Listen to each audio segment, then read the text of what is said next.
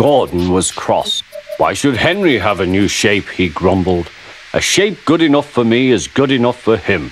He goes gallivanting off to Crewe, leaving us to do his work, and comes back saying how happy he feels. It's disgraceful.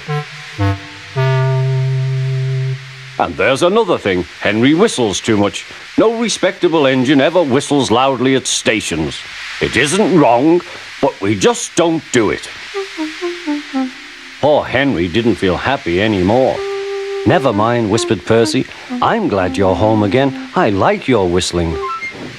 Goodbye, Henry, called Gordon. We're glad to have you with us again, but remember what I said.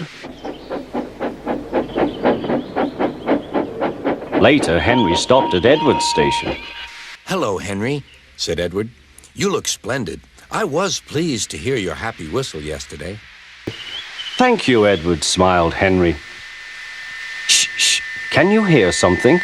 It sounds like Gordon, said Edward, and it ought to be Gordon. But Gordon never whistled like that.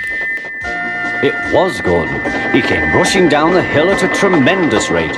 He didn't look at Henry, and he didn't look at Edward. He screamed straight through the station and disappeared. Well, said Edward. It isn't wrong, chuckled Henry, but we just don't do it. And he told Edward what Gordon had said.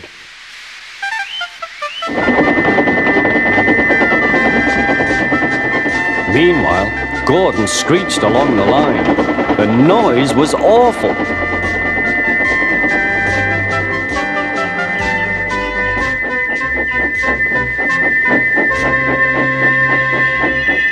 At the station, everyone held their ears. The Fat Controller held his ears too.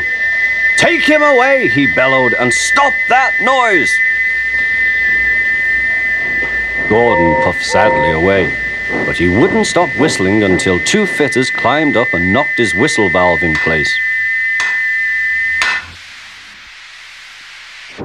That night, Gordon slunk into the shed.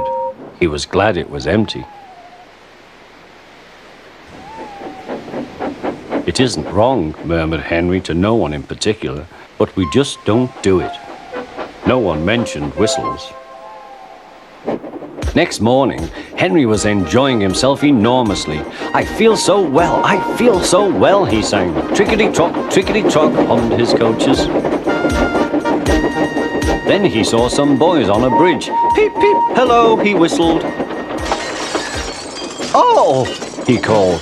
The boys didn't wave and take his number. They thought it fun to drop stones on him instead. They've broken our glass! They've broken our glass! Sobbed the coaches. The passengers weren't hurt, but they were cross. Call the police. No, said the driver. Leave it to Henry and me. What will you do, they asked. Can you keep a secret? Yes, yes. Well then, said the driver. Henry is going to sneeze at those boys.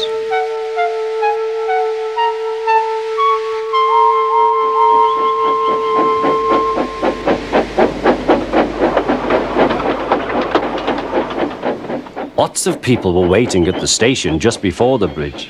They wanted to see what would happen. Henry has plenty of ashes, said the driver. Please keep all windows shut till we have passed the bridge.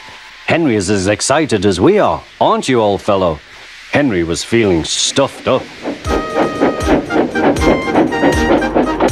Soon they could see the boys, and they all had stones. Are you ready, Henry, said his driver. Sneeze hard when I tell you. Now, he said. Achoo-shoo!